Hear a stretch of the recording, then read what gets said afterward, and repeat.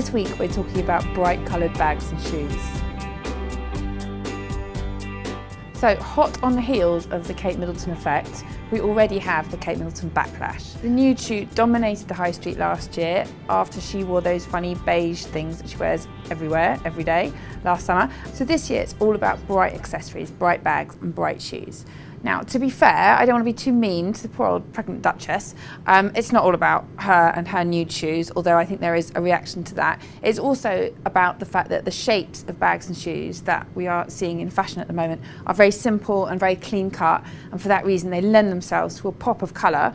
The kind of bright colours that would look ridiculous if you had a sort of saggy, sack-like bag work really well on a neat, zipped up, clutch-shaped bag. So we can go all out for colour this summer. So I'm all Jimmy Choo'd up today with my turquoise shoes and my yellow bag, but we're going to start with a great high street option, Zara. Really working that Dorsey cut in stores this season, the one that kind of cuts away and shows the side of your foot, which I always think is quite nice. And this is such a beautiful colour and kind of almost like quite subtle really, kind of works in black, works in navy. It's not too bright, it's a starter bright. So from the starter brights, we now move on to Burberry's Catwalk wedges. These are the golden slippers of this spring. Now this next shoe, this is actually a classic. If I had to nominate one shoe in my wardrobe that has stood me the test of time, it would be my red Jimmy Choo's, exactly like this.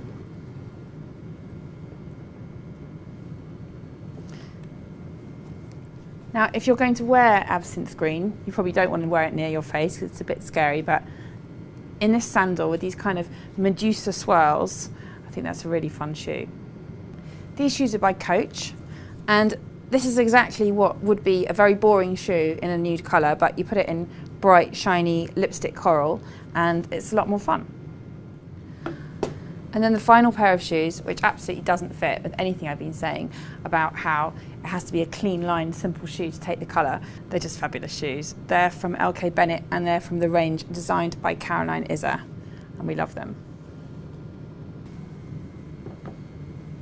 And in bags also, colour is there to jazz up what would otherwise be kind of boring, respectable bag shapes. This, for instance, is almost more the Queen than the Duchess really, if it was in black, but in a kind of real electric blue. It's suddenly a lot more young and a lot more fun. And in this one, the colour is there to make a boring day bag a lot less boring. This is by Kate Spade.